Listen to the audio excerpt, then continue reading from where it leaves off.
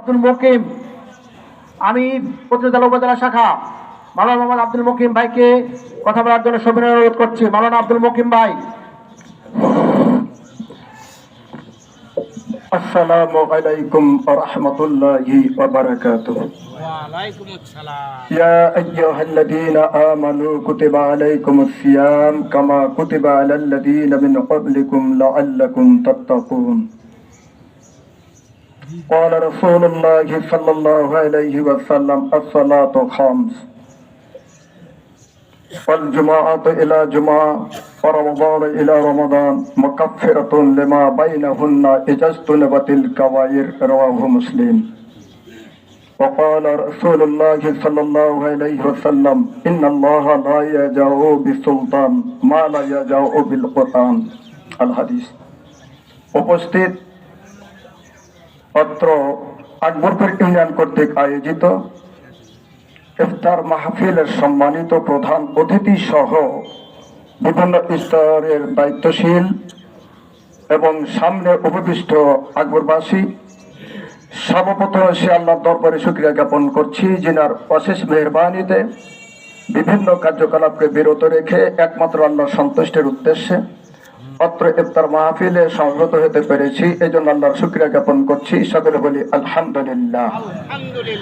অতঃপর তিনার প্রেরিত মহাপুরুষ মানবতার মুক্তির দূত মুহাম্মদুর রাসূলুল্লাহ সকল বলি সাল্লাল্লাহু আলাইহি ওয়াসাল্লামের প্রতি শত সহস্র দরুদ এবং শান্তির ধরাবেতন হোক। সকল বলি সাল্লাল্লাহু আলাইহি ওয়াসাল্লাম। সম্মানিত হাজিরিন, আমি যে আয়াতে কারিমা তেলাওয়াত করি সেটা আপনারা সকলেরই জানা। বর্তমান সমাজে প্রত্যেক মসজিদের ইমাম এ আয়াতের ব্যাখ্যা করে থাকেন, যে হাদিস খানা উপস্থাপন করে এই হাদিসের অর্থ বলে থাকেন, কিন্তু এই হাদিসকে বাস্তবভাবে প্রমাণ করার জন্য আমরা কোনো ইমাম সাহেবরা এখনো পদক্ষেপ গ্রহণ করি নাই। এই হাদিসের বাস্তব কি? বাস্তব হচ্ছে, হাদিসে বলা হয়েছে 5 ওয়াক্ত নামাজ দিয়ে 1 বছর থেকে এই রমজান দিয়ে এক জুমা থেকে আরেক জুমা এই নামাজ দিয়ে জীবনের সমস্ত গুনাহ আল্লাহ পাক মাফ করে দিবেন। কিন্তু একটা শর্ত এখানে আল্লাহ রাসূল জুড়ে দিয়েছেন, ইজাজতুনাবাতিল কাবায়ের। এই 5 ওয়াক্ত সালাত দিয়ে 2 ওয়াক্ত জুমা দিয়ে এবং বছরে একবার এই রমজান পালন করে সমস্ত গুনাহ মাফ হবে। কথাটা সঠিক, কিন্তু এখানে একটা শর্ত, ইজাজতুনাবাতিল কাবায়ের, কাবিরা গুনাহ থেকে বেঁচে থাকতে হবে। কাবিরা গুনাহ কি? কাবিরা গুনাহ সব থেকে গুনাহ হচ্ছে আল্লাহর সাথে অংশীদারিত্ব স্থাপন করা। আল্লাহর সাথে অংশীদারিত্ব কি করা? স্থাপন করা।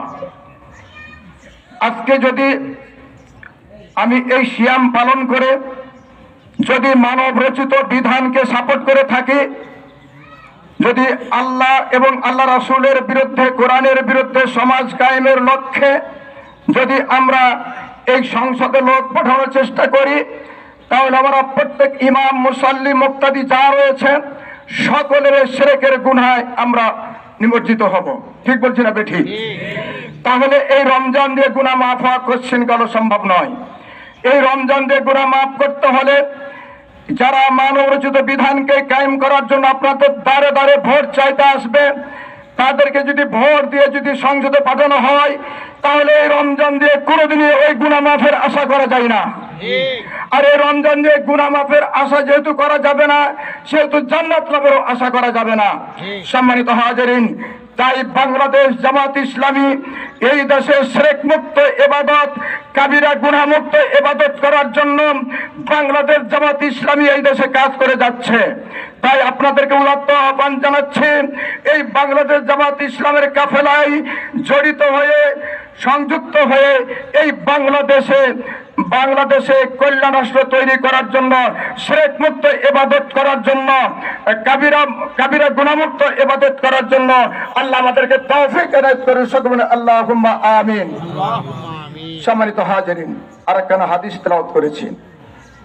হাদিসটার অর্থ হচ্ছে এই, নিশ্চয় আল্লাহ রাব্বুল আলামিন রাষ্ট্রীয় ক্ষমতার দ্বারা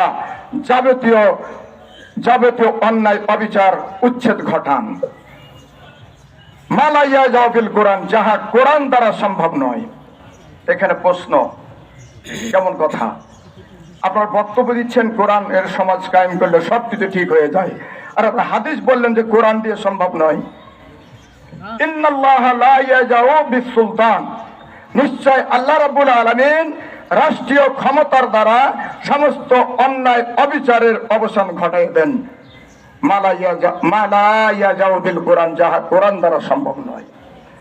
তার মানে কোরআন এর শাব্দিক অর্থ নেওয়া হয়েছে এখানে অজনসিহত, অর্থাৎ এই অজনসিহতের দ্বারা, এই বক্তব্যের দ্বারা কোনোদিনই সম্ভব নয় এই অবিচার অশ্লীল বেহাপনাকে উচ্ছেদ ঘটানো।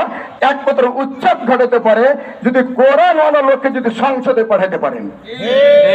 এই কোরআন, এই হাদিসের আসল তাৎপর্য হচ্ছে যে কোরআন কেন্দ্রিক ব্যক্তিকে যদি আপনি সংসদে পাঠাতে পারেন, যদি কোরআনের বিধান ওখানে কায়েম করতে পারে, তাহলে তাই এখানে বলা হয়েছে বিসুলতান, ওই রাষ্ট্রীয় ক্ষমতা পারে সমস্ত অশ্লীল বেহাপনা উচ্ছেদ ঘটানো। আল্লাহ রাব্বুল আলামিন আমরা যেন এই কোরআনকে সংসদে পাঠাতে পারি, কোরআন অনুযায়ী যেন রাষ্ট্রীয় এই দিন কায়েম করতে পারি। আল্লাহ রাব্বুল আলামিনের তৌফিক দেখুন। আল্লাহুম্মা আমিন। সুবহানাকা আল্লাহুম্মা বিহামদিকা আশহাদু লা ইলাহা ইল্লা আনতা আস্তাগফিরুকা ওয়া আতুবু ইলাইক। আসসালামু আলাইকুম ওয়া রাহমাতুল্লাহ। আলহামদুলিল্লাহ, অত্যন্ত গুরুত্বপূর্ণ বক্তব্য প্রদান করছেন আমাদের উপজেলা আমির মাওলানা আব্দুল মকিম ভাইকে ধন্যবাদ। এখন আপনাদের সামনে বক্তব্য রাখছেন